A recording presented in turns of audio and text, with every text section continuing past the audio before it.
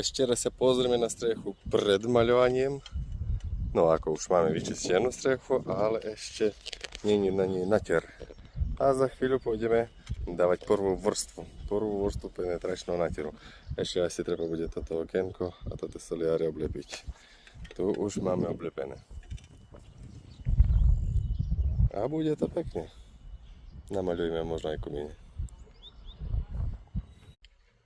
Začíname maľovať, striekať z Eilish pištolou.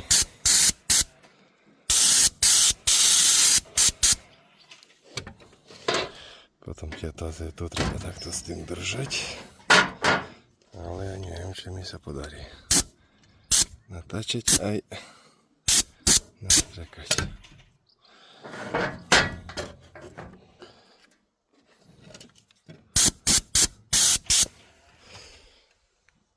Bude to pekne. Bude strecha čokoládová.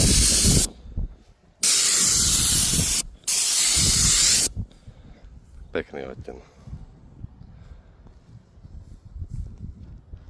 Je tu len jedna vrstva a už to strecha má iný vzhľad. Ešte sa zostala táto strana a potom dáme ešte jednu hustú vrstvu. Toto tiež nie je riedka,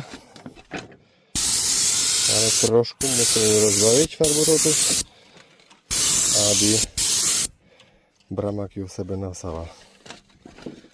To veľmi dobre vidno, ako začína v sebe vsávať bramak, túto farbu. Tak ju nasáva. To je už druhá vrstva. Dosť ťažko teraz natočiť video, lebo veľmi túto stranu svieti slnko. Ale chcem, aby ste uvideli ten rozdiel medzi prvou vrstvou, to čo som hovoril, že ak bramak v sebe bude vsávať túto farbu, i druhou vrstvou. Druhá vrstva ide farba hustejšia, tak ako som aj hovoril vám.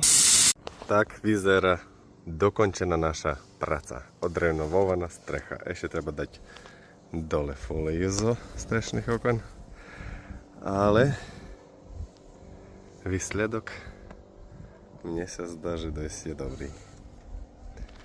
A vám páči sa takáto robota naša? Ak áno, tak a zdieľanie treba urobiť. Vtedy budem vedieť, že vám sa to páči, čo my robíme.